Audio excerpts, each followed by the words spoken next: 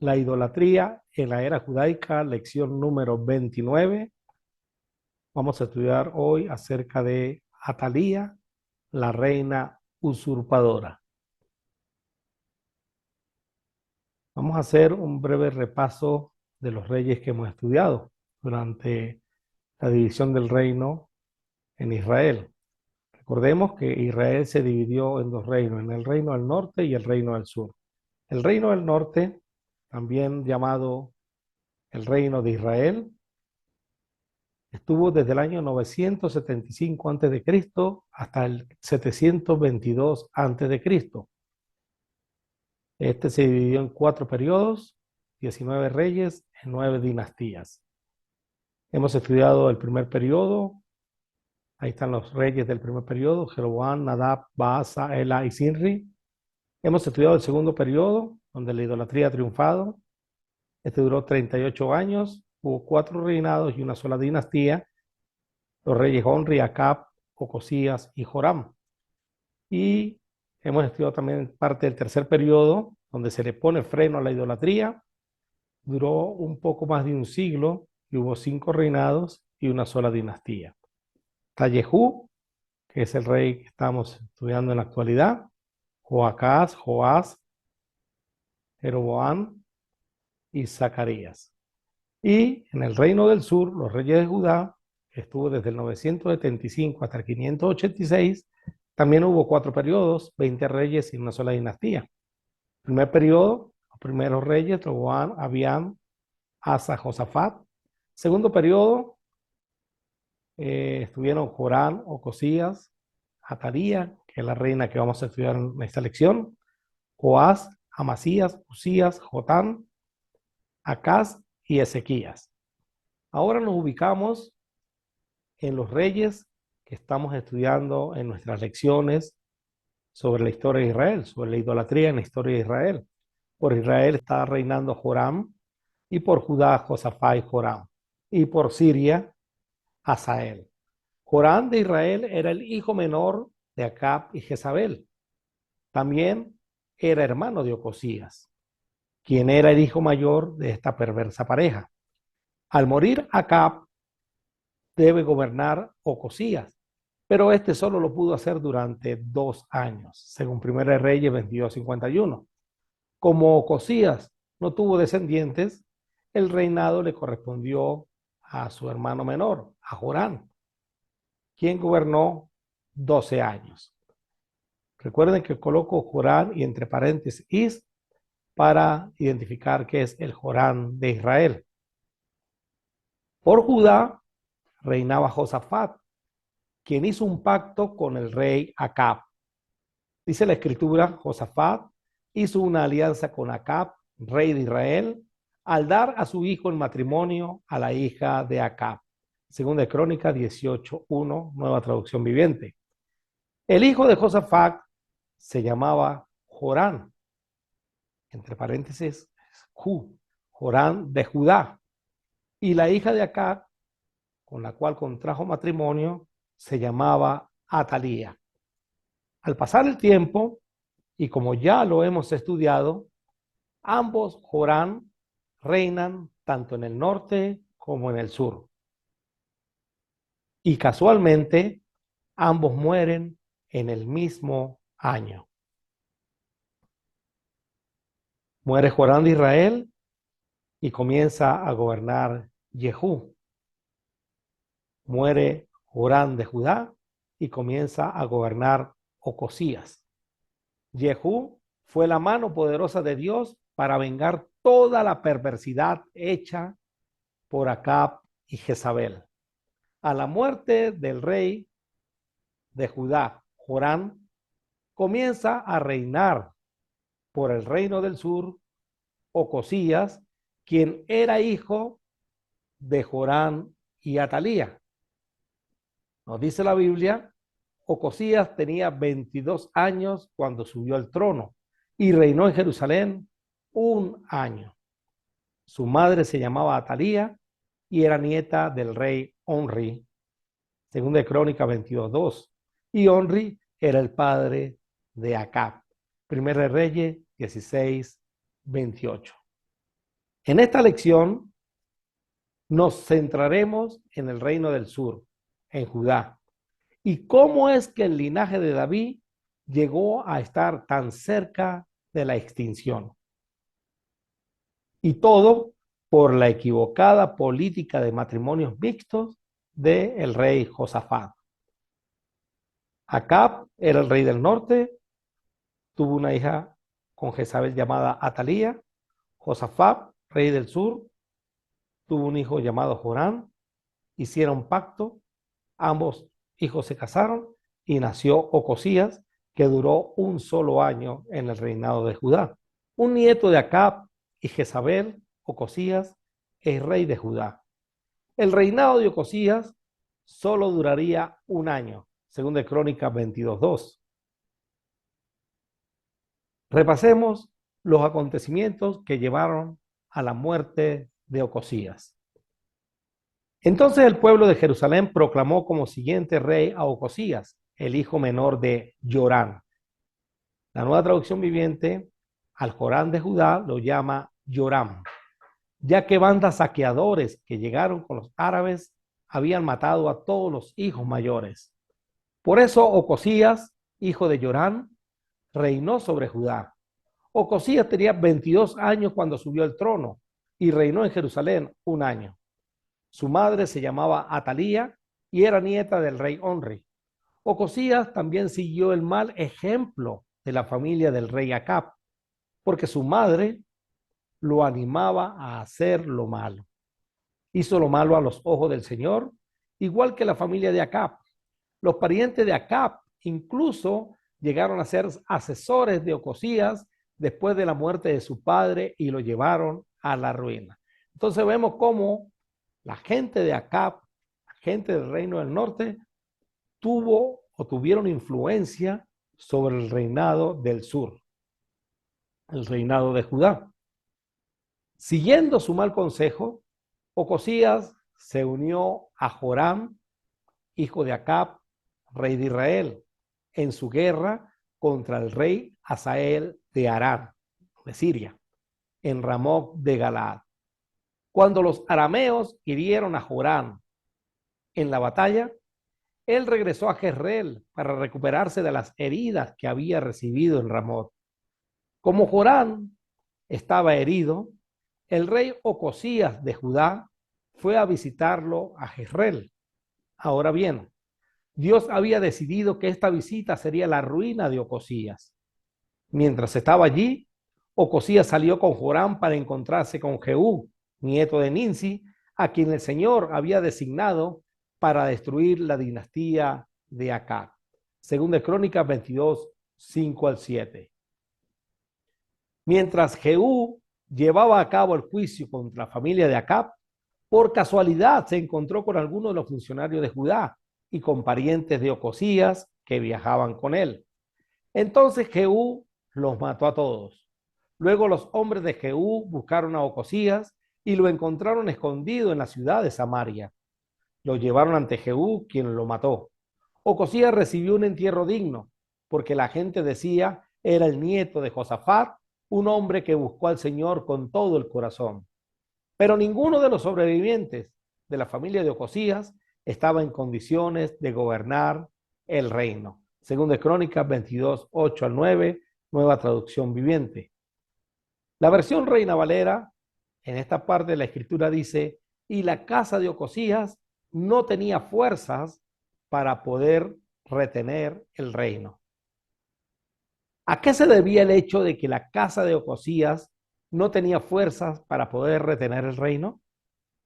Es probable que la respuesta la consigamos en el versículo 8.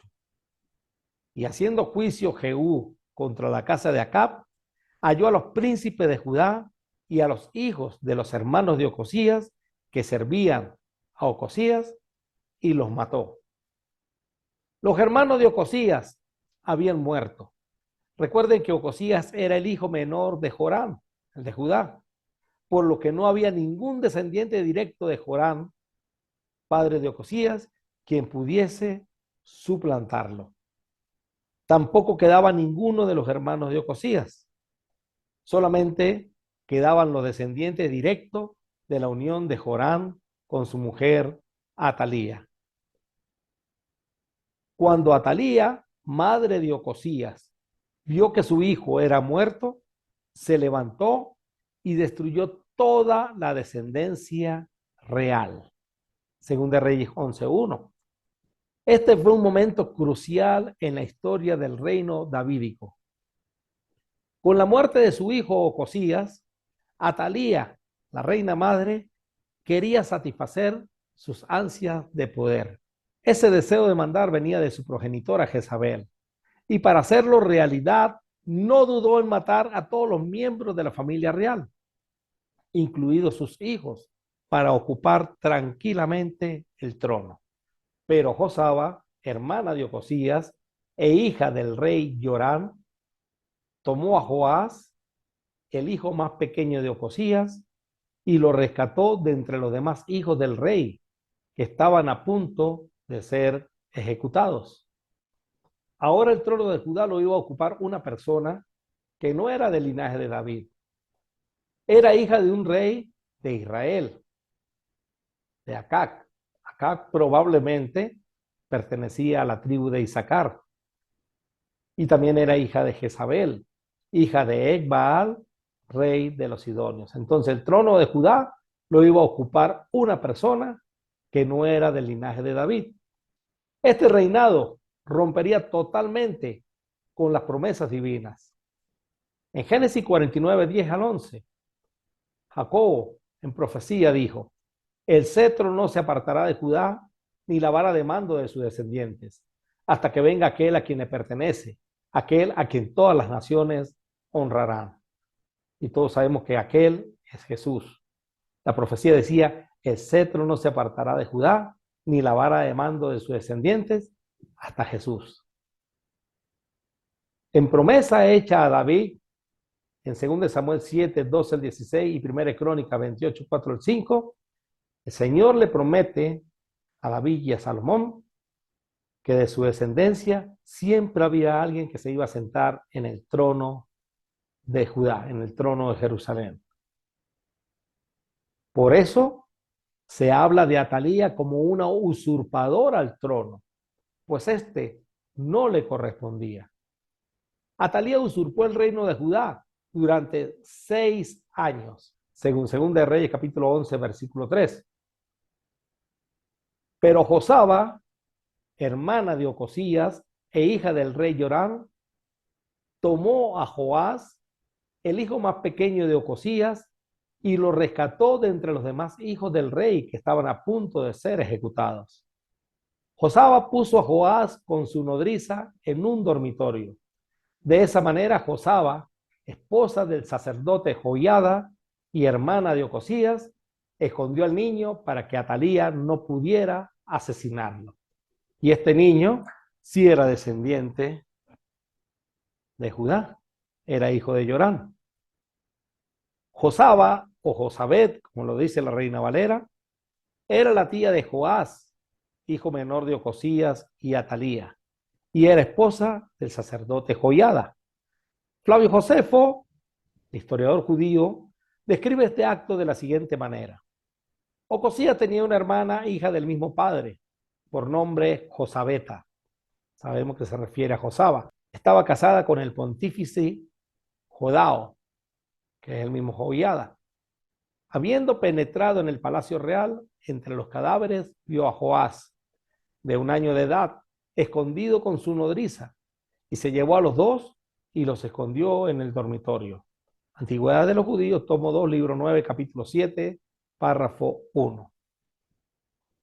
En el 7º año del reinado de Atalía, el sacerdote Joiada decidió actuar.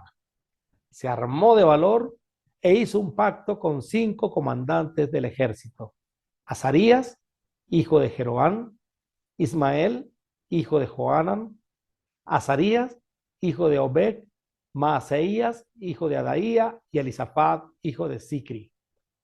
Estos hombres viajaron en secreto por todo Judá y convocaron a los levitas y a los jefes de clanes de todas las ciudades para que fueran a Jerusalén. Entonces se reunieron frente al templo de Dios, donde hicieron un pacto solemne con Joás, el joven rey. Joiada les dijo: aquí está el hijo del rey. Aquí está el verdadero rey. El trono le pertenece a Joás. Ha llegado el momento para que él reine. El Señor prometió que un descendiente de David sería nuestro rey. Tienen que hacer lo siguiente. Cuando ustedes, sacerdotes y levitas, empiecen el turno el día de descanso, o sea, el día sábado, una tercera parte de ustedes servirán como porteros. Otra tercera parte irá hasta el Palacio Real. Y la otra tercera parte estará en la puerta de los cimientos. Todos los demás deberán quedarse en los atrios del templo del Señor. Según de Crónicas 23, 1 al 5. Recuerden, solo los sacerdotes y los levitas de turno pueden entrar al templo del Señor, porque han sido separados como santos. El resto del pueblo deberá obedecer las instrucciones del Señor y permanecer fuera. Ustedes, levitas, formen una escolta alrededor del rey y tengan sus armas en la mano. Maten a cualquiera que intente entrar al templo. Quédense junto al rey, vaya donde vaya. De manera que los levitas y todo el pueblo de Judá hicieron todo tal como el sacerdote Joiada les había ordenado. Los comandantes se encargaron de los hombres que se presentaban para su turno ese día de descanso, así como los que terminaban el suyo. El sacerdote Joiada no permitió que ninguno se fuera a su casa después de haber terminado su turno. Luego Joiada dio a los comandantes las lanzas y los escudos grandes y pequeños que habían pertenecido al rey David y estaban guardados en el templo de Dios. Ubicó a todos los hombres alrededor del rey con sus armas listas. Formaron una hilera desde el lado sur del templo hasta el lado norte y alrededor del altar. Entonces Joiada y sus hijos sacaron a Joás, el hijo del rey, pusieron la corona sobre su cabeza y le entregaron una copia de las leyes de Dios. Lo ungieron y lo proclamaron rey y todos gritaron: ¡viva el rey! Cuando Atalía oyó el ruido de la gente que corría y los gritos aclamando al rey, fue deprisa al templo del Señor para ver qué pasaba. Cuando llegó, vio al recién coronado rey de pie en el lugar de autoridad, junto a la columna de entrada al templo. Los comandantes y los trompetistas lo rodeaban, y gente de todo el reino celebraba y tocaba las trompetas. Los cantores con instrumentos musicales dirigían al pueblo en una gran celebración. Cuando Atalía vio todo esto, rasgó su ropa en señal de desesperación y gritó: ¡traición, traición! Después el sacerdote Joiada ordenó a los comandantes que estaban a cargo de las tropas: llévensela a los soldados que están de guardia frente al templo y maten a cualquiera que intente rescatarla. Pues el sacerdote había dicho: no deben matarla dentro del templo del Señor. Por eso la agarraron y la llevaron a la entrada de la puerta de los caballos en el predio del palacio y allí la mataron. Luego Joiada hizo un pacto entre él mismo, el rey y el pueblo, de que serían el pueblo del Señor. Así que toda la gente fue al templo de Baal.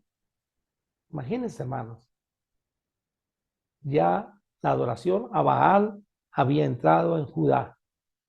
Se había extendido desde Israel hasta Judá. Así que toda la gente fue al templo de Baal y entre todos lo destruyeron.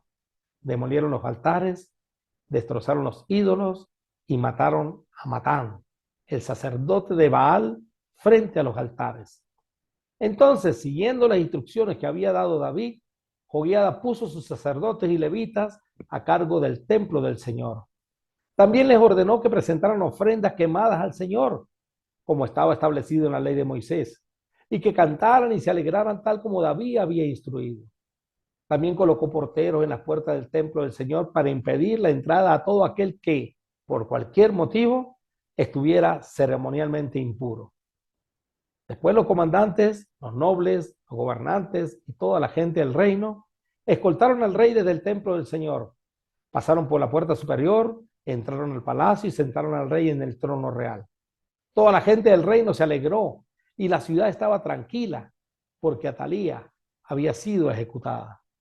Del fraudulento reinado de Atalía y lo que conllevó a este, aprendemos varias cosas.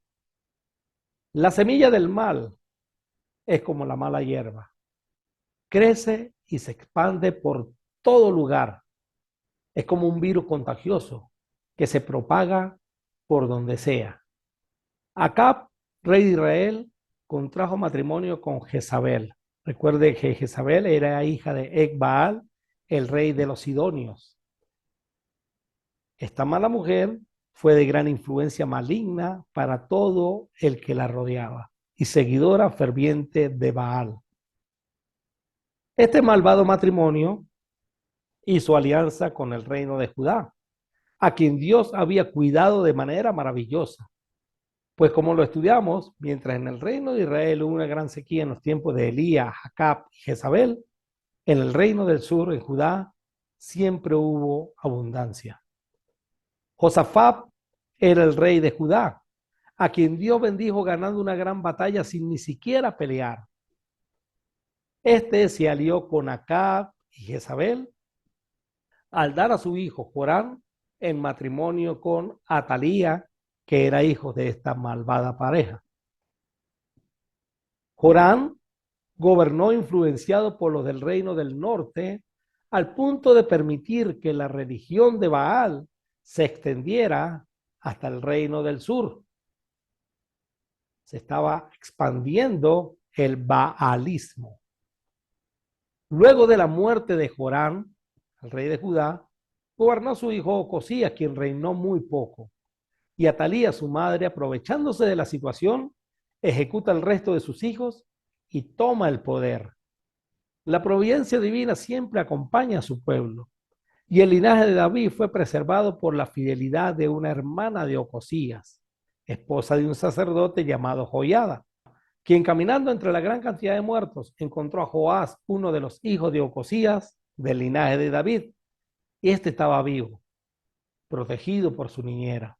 Inmediatamente lo oculta de Atalía y 7 años más tarde, su esposo, el sacerdote Joiada, lo hace reaparecer en público, sentándolo en el trono de David, y así se mantiene la promesa y lo prometido por Dios. Eso, hermanos, me recuerda a la promesa divina hecha por Jesús con respecto a su iglesia. Cuando dijo ayer Mateo 16:18, le dijo al apóstol Pedro que ni las puertas del Hades prevalecerían contra ella. Y así como Dios permitió y usó seres humanos para cumplir la profecía de Jacob, de que el cetro no se apartará de Judá, ni la vara de mando de sus descendientes, hasta que venga aquel a quien le pertenece, aquel a quien todas las naciones honrarán, ahora es ese aquel, Jesús, a quien pertenece el reino, el que dice que nada ni nadie prevalecería contra su iglesia, ni siquiera el mundo espiritual, ni siquiera las puertas del Hades podrían prevalecer contra ella. Por lo que ni los judíos, como lo vemos en Hechos 5, 33 al 39 y en Hechos 8, 1 al 3, con la persecución a los cristianos, ni los romanos, como lo vemos en la historia, reflejada en la historia en el libro de Apocalipsis, con su persecución, ni la apostasía de los siglos 2 y 3, donde se desvió la verdad, donde muchos creyentes se desviaron de la verdad, ni los movimientos inquisidores de la Edad Media, ni la Reforma, ni los movimientos modernos, nada ni nadie podrá prevalecer contra la fe, contra la verdad de Dios que permanece en las Escrituras. Y es que es ahí a donde debemos nosotros aferrarnos. Jesús dijo y pidió en oración al Padre, no solamente por los apóstoles, sino por los que han de creer en mí, por la palabra de ellos. O sea que ni tradiciones orales, ni tradiciones escritas, solamente por medio de la enseñanza de los apóstoles es que nosotros debemos permanecer y la iglesia siempre va a prevalecer. Pero antes de seguir con el reinado de Joás, quiero que vayamos al reino del norte. ¿Qué está pasando en el reino del norte? ¿Qué está pasando en Israel? ¿Qué está pasando con Jehú? ¿Y cómo terminó de acabar con esa peste maligna llamada Acab Jezabel? Luego de que Jehú cumpliera con el plan de Dios y acabara con Jezabel, como lo vimos en la lección pasada, le correspondía ahora terminar con todo el linaje Acab Jezabel, tal como Dios lo había prometido. Tú destruirás a la familia de Acab, tu amo. Así vengaré el asesinato de mis profetas y de todos los siervos del Señor, a quienes Jezabel mató. Es preciso que toda la familia de Acab sea aniquilada. Destruiré a cada uno de sus descendientes varones, tanto esclavos como libres, en todo Israel. En lo que había dicho Dios allá en 2 Reyes, capítulo 9, versículos 7 al 8. Jehú destruye la familia de Acab. Acab tenía 70 hijos que vivían en la ciudad de Samaria. Así que Jehú escribió cartas y las envió a Samaria, a los ancianos y funcionarios de la ciudad y a los tutores de los hijos de Acab. Les escribió: los hijos del rey están con ustedes y ustedes tienen a su disposición carros de guerra, caballos, armas y una ciudad fortificada. En cuanto reciban esta carta, escojan al más competente de los hijos de su amo para que sea su rey y prepárense para pelear por la dinastía de Acab. Entonces se paralizaron de miedo y dijeron: hemos visto que dos reyes no pudieron contra este hombre. ¿Qué podemos hacer nosotros? Así que los administradores del palacio y de la ciudad, junto con los ancianos y con los tutores de los hijos del rey, enviaron el siguiente mensaje a Jehú: somos sus sirvientes y haremos todo lo que nos diga. No proclamaremos rey a nadie. Haga lo que mejor le parezca. Segunda Reyes 10, 1 al 5. Jehú respondió con una segunda carta: si ustedes están de mi lado y van a obedecerme, tráiganme a Jezreel la cabeza de cada uno de los hijos de su amo mañana, a esta hora. Los 70 hijos del rey estaban al cuidado de los líderes de Samaria, en donde se les había criado desde la niñez. Cuando llegó la carta, los líderes mataron a los 70 hijos del rey, pusieron las cabezas en canastos y se las entregaron a Jehú, quien estaba en Jezreel. Un mensajero fue a ver a Jehú y le dijo: han traído la cabeza de los hijos del rey. Entonces Jehú ordenó: apílenlas en 2 montones a la entrada de la puerta de la ciudad y déjenlas allí hasta la mañana. Al día siguiente, Jehú salió y habló a la multitud que se había juntado. Ustedes no tienen la culpa, les dijo. Yo soy el que conspiró contra mi amo y lo mató. Pero, ¿quién mató a todos estos? No tengan duda de que se cumplirá el mensaje que el Señor dio acerca de la familia de Acab. El Señor declaró por medio de su siervo Elías que esto sucedería. Después Jehú mató a los demás parientes de Acab que vivían en Jezreel, a todos sus funcionarios importantes, a sus amigos personales y a sus sacerdotes. Así fue como a Acab no le quedó ningún descendiente. Entonces Jehú partió hacia Samaria. En el camino, mientras estaba en Bet-Eket de los pastores, se cruzó con unos parientes del rey Ocosías de Judá. ¿Quiénes son ustedes?, le preguntó. Y ellos respondieron: somos parientes del rey Ocosías. Vamos a visitar a los hijos del rey Acab y a los hijos de la reina madre. Tráiganlos vivos, gritó Jehú a sus hombres. Así que los capturaron 42 en total y los mataron junto al pozo de Bet-Eket y no escapó ninguno. Recordemos que Ocosías reinó en Jerusalén 1 año y era hijo de Atalía. Al ser pariente de Ocosías, también eran parientes de Acab. Cuando Jehú salió de allí, encontró a Jonadab, hijo de Recab, quien venía a su encuentro. Después de saludarse, Jehú le dijo: ¿me eres tan leal como yo lo soy contigo? Sí, lo soy, contestó Jonadab. Si lo eres, dijo Jehú, entonces estréchame la mano. Jonadab le dio la mano y Jehú lo ayudó a subirse al carro. Luego Jehú le dijo: ven conmigo y verás lo dedicado que soy al Señor. Y Jonadab lo acompañó en su carro. Cuando Jehú llegó a Samaria, mató a todos los que quedaban de la familia de Acab, tal como el Señor había prometido por medio de Elías. ¿Quién era este Jonadab al cual A Jehú le interesaba que lo vieran en público con él, al que montó a su carro. Aquí tenemos algo muy interesante. Este es el encuentro entre dos hombres pertenecientes a reinos distintos. Jehú era rey de Israel, quien era el reino del norte. Y Jonadab era un fiel seguidor de Jehová. Era hijo de Recab, perteneciente al linaje de Recab, quien vivía en el reino del sur. Conozcamos un poco acerca de este Jonadab. Para comenzar, podemos decir que era un hombre digno de admirar. Jonadab no era descendiente de Abraham, por lo que no pertenecía ni a la tribu de Judá, ni al reino del norte, pero era un hombre que amaba a Dios.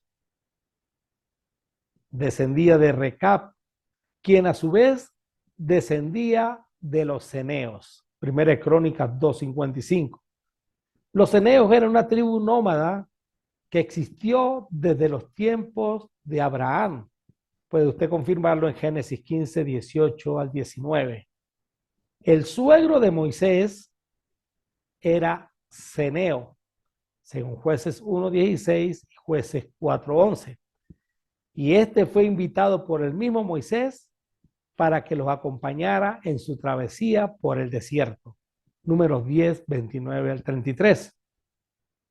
El rey Saúl reconoció que los ceneos mostraron gran misericordia cuando el pueblo hebreo salió de Egipto. 1 Samuel 15:6. Por lo que observamos que los ascendientes de Jonadab eran gente que en su tiempo fueron politeístas, pero que se habían convertido al Dios creador. En lecciones anteriores vimos cómo el suegro de Moisés se convirtió al Dios creador. Y encontramos ahora a Jonadab viviendo allá en el territorio de Judá, convertido a Jehová. Jonadab dejó su huella de fidelidad bien marcada entre sus descendientes. Y años más tarde, Dios hace que Jeremías lo compruebe. Este es el mensaje que el Señor le dio a Jeremías cuando Joacim, rey que estudiaremos posteriormente, por supuesto, hijo de Josías, era rey de Judá. Ve al asentamiento donde habita la familia de los recabitas e invítalos al templo del Señor. Llévalos a una de las habitaciones interiores y ofréceles algo de vino. Así que fui a ver a Jaazanías, hijo de Jeremías y nieto de Abasinías, y a todos sus hermanos e hijos, que representan a toda la familia de los recabitas. Los llevé al templo y fuimos a la habitación asignada a los hijos de Anán, hijo de Igdalías, hombres de Dios. Esta habitación se encontraba junto a las que usaban los funcionarios del templo, encima de la habitación de Masaellas, hijo de Salún, el portero del templo. Puse copas y jarras llenas de vino delante de ellos y los invité a beber, pero no aceptaron. No, dijeron, no bebemos vino porque nuestro antepasado, Jonadab, hijo de Recab, nos ordenó. Nunca beban vino ni ustedes ni sus descendientes. Tampoco edifiquen casas, ni planten cultivos, ni viñedos, sino que siempre vivan en carpas.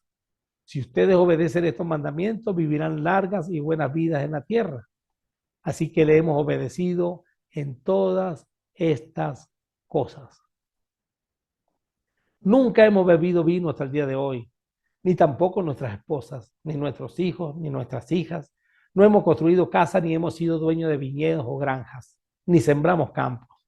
Hemos vivido en carpas y hemos obedecido por completo los mandamientos de Jonadab, nuestro antepasado. Jeremías 35, 5 al 10. Sin embargo, cuando el rey Nabucodonosor de Babilonia atacó este país, tuvimos miedo del ejército de Babilonia y del ejército de Siria. Así que decidimos mudarnos a Jerusalén. Por esa razón, estamos aquí. Entonces el Señor le dio a Jeremías el siguiente mensaje. Esto dice el Señor de los ejércitos celestiales, Dios de Israel. Ve y dile al pueblo de Judá y de Jerusalén, vengan y aprendan una lección de cómo obedecerme. Los recabitas no beben vino hasta el día de hoy porque su antepasado Jonadab les dijo que no. Pero yo les hablé a ustedes una y otra vez y se negaron a obedecerme. Vez tras vez les envié profetas que decían, apártense de su conducta perversa y comiencen a hacer lo que es correcto. Dejen de rendir culto a otros dioses para que vivan en paz aquí en la tierra que les di a ustedes y a sus antepasados. Pero ustedes no querían escucharme ni obedecerme. Los descendientes de Jonadab, hijo de Recab, han obedecido a su antepasado en todo, pero ustedes rehusaron escucharme. Y las consecuencias, aunque las conocemos, las estudiaremos detenidamente cuando corresponda. Pero Dios les dice al pueblo de Judá, en los tiempos de Jeremías, los recabitas obedecieron y escucharon a Jonadab, y a mí nunca lo hicieron. Dios vio en ellos señal de fidelidad y por eso decidió también aceptarlos dentro de su pueblo, sin ser judíos. Volvamos otra vez entonces entre el encuentro entre Jehú y Jonadab. Cuando Jehú salió de allí, encontró a Jonadab, hijo de Recab, quien venía a su encuentro. Después de saludarse, Jehú le dijo, ¿me eres tan leal como lo soy contigo? Sí lo soy, contestó Jonadab. Y Jonadab era un hombre fiel. Su ascendencia y su descendencia sí lo muestra. Sí lo soy, contestó Jonadab. Si lo eres, dijo Jehú, entonces estréchame la mano. Jonadab le dio la mano y Jehú lo ayudó a subirse al carro. Recordemos que Jehú viene de Israel con una misión que Dios le encargó. Pero recuerde que Jonadab, la información que tiene de Israel es que son baalistas y que están metiendo el baalismo en Judá. Y Jonadab ama a Jehová.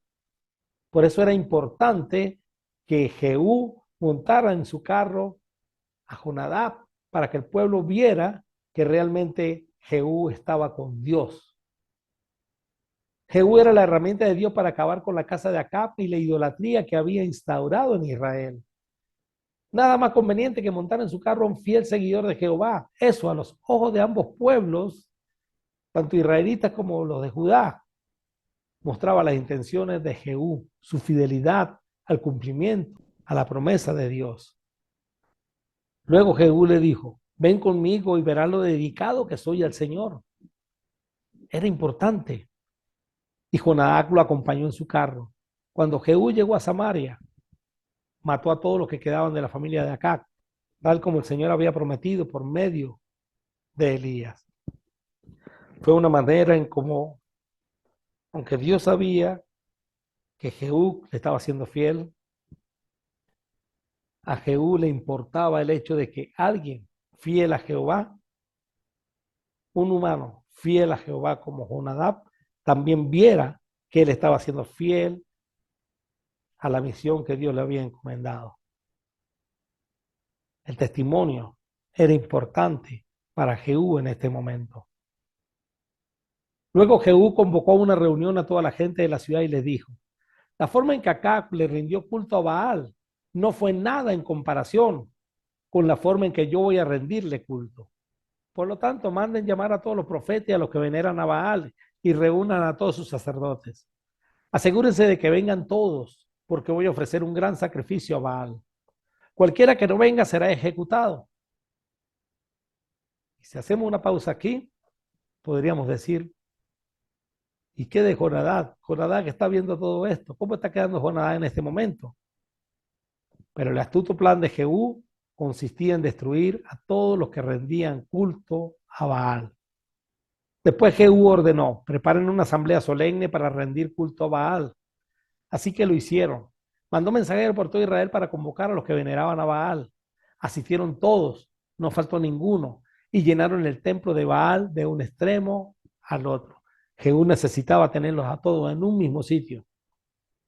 Entonces Jehú le indicó al encargado del guardarropa, asegúrate de que todos los que rinden culto a Baal tengan puesto uno de estos mantos. Así que a cada uno de ellos se le dio un manto. Después Jehú entró al templo de Baal con Jonadab, hijo de Recab, fiel a Jehová, y le dijo a los que veneraban a Baal, Asegúrense de que aquí no haya nadie que adora al Señor, solo los que rinden culto a Baal. Así que estaban todos adentro del templo para ofrecer sacrificios y ofrendas quemadas. Ahora bien, Jehú había puesto a 80 de sus hombres fuera del edificio y les había advertido: si dejan que alguno se escape, pagarán con su propia vida.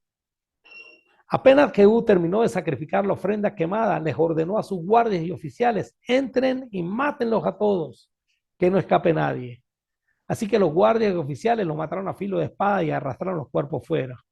Luego los hombres de Jehú entraron en la fortaleza más recóndita del templo de Baal y sacaron a rastras la columna sagrada que se usaba para rendir culto a Baal y la quemaron. Destrozaron la columna sagrada, demolieron el templo de Baal y lo convirtieron en un baño público. Y así quedó hasta el día de hoy. De esa forma, Jehú destruyó todo rastro del culto a Baal en Israel. Sin embargo, no destruyó los becerros de oro que estaban en Betel y en Dan, con los cuales Jeroboam, hijo de Nabat, había hecho pecar a Israel. No obstante, el Señor le dijo a Jehú: hiciste bien al seguir mis instrucciones de destruir a la familia de Acab. Por lo tanto, tus descendientes serán reyes de Israel hasta la cuarta generación. Pero Jehú no obedeció con todo el corazón la ley del Señor, Dios de Israel. Se negó a abandonar los pecados que Jeroboam hizo cometer a Israel. ¿Cuánta influencia tenía todavía Jeroboam, el primer rey del norte, todavía en esta gente? Adorando a los becerros que habían puesto en Betel y en Dan. Muerte de Jehú. Los otros acontecimientos del reinado de Jehú, todo lo que hizo y todos sus logros, están registrados en el libro de la historia de los reyes de Israel. Cuando Jehú murió, lo enterraron en Samaria y su hijo Joacás lo sucedió en el trono. Jehú reinó en Israel desde Samaria durante 28 años en total, según de Reyes 10, 34, 36. Mientras tanto, el rey Hazael de Siria avanzaba. Por ese tiempo, el Señor comenzó a reducir el tamaño del territorio de Israel. El rey Hazael conquistó varias regiones del país al oriente del río Jordán, entre ellas toda la tierra de Galaad, de Gad, de Rubén y de Manasés. El área que conquistó se extendía desde la ciudad de Aroer, cerca del valle de Arnón, hasta tan al norte como Galaad y Basán. Vemos el mapa, esto era Siria, esto es Siria, Damasco, Aram. Hazael conquistó todo este territorio al otro lado del Jordán, al oriente del Jordán, también conocido como Transjordania, toda esta parte, conquistado por rey sirio, Hazael. Esto fue lo que escribió Josefo. Hazael, rey de Siria, en guerra con los israelitas y su rey Jehú, devastó las zonas orientales de las tribus de Rubén, Gad y Manasés, así como la Galatida y Batanea, incendiando, robando y haciendo violencia a todos los que caían en sus manos. Jehú no pudo impedirle que devastara el país, entregado como estaba a despreciar las cosas divinas, el derecho y la ley. Murió luego de haber reinado entre los israelitas durante 27 años. Fue sepultado en Samaria, habiendo dejado un hijo de nombre Joás, quien lo sucedió en el reino. Antigüedades, tomo 2, libro 9, párrafo 8. Como conclusión de esta lección podemos decir varias cosas. El reinado de Acab, hermanos, todavía hasta aquí, influenciado por su esposa Jezabel, fue uno de los reinados más terribles en la historia del pueblo hebreo. Acab le hizo la vida imposible a Elías, quien buscó la presencia de Dios. Tuvo que huir, pero no huyó hasta Jerusalén, al templo donde estaba la presencia de Dios, sino que tuvo que ir hasta el Sinaí. Pues en Jerusalén reinaba Josafat, quien había hecho alianza con Acab. Todo esto lo hemos estudiado en lecciones anteriores. Estando Elías en el Sinaí, Dios le habla de 2 espadas con las que haría justicia para vengar a los profetas, para vengarlo a él. La primera espada, Hazael, el rey de Siria. La segunda espada, Jehú, rey de Israel. Este último acabaría con la descendencia de Acab. Y Hazael terminaría conquistando parte del territorio de Israel. por el descuido de Jehú de no obedecer a Dios. De toda esta historia podemos aprender varias cosas. Lo primero es que todo está bajo el control de Dios. Ante cualquier situación que se nos pueda presentar en la vida, debemos confiar de que Dios siempre está al mando. Él usa a los dirigentes de las naciones, por muy perversos que estos sean, para hacer su voluntad. Y como lo vamos a estudiar más adelante, va a usar a Nabucodonosor, va a usar a los reyes medo-persias, a los griegos y aún a los romanos. Y está usando a los sirios y también usó a los asirios. En fin, Dios tiene todo bajo el control. Y aunque cualquier situación que se nos pueda presentar en la vida, debemos confiar de que Dios siempre, siempre, siempre está al mando. Y la otra cosa que debemos tener seguridad es que Dios cumple siempre sus promesas. Su palabra es infalible. Eliseo, el profeta de Dios, anunció que Ben-Hadad moriría, y así sucedió. Eliseo anunció que Hazael llegaría a ser rey de Siria, y así sucedió. Eliseo habló de la opresión de Hazael sobre Israel, y así sucedió. Elías dijo que la sangre de Naboc sería vengada en la viña que a éste le arrebataron, y así sucedió. Elías dijo a Acab que sus descendientes serían destruidos, y así sucedió. Dios predijo cómo iba a morir Jezabel y que los perros se le iban a comer, y así sucedió. Ha prometido que Jesús regresará por segunda vez, y así sucederá. Hay cosas que suceden durante la historia, como esta, la de Atalía, usurpando el reino de Judá. Pero hubo alguien que rescató a Joás y a los 7 años comenzó a reinar. Esta fue la lección número 29 en la historia de Israel, la idolatría de la era judaica, Atalía, la reina usurpadora. Bendiciones para todos.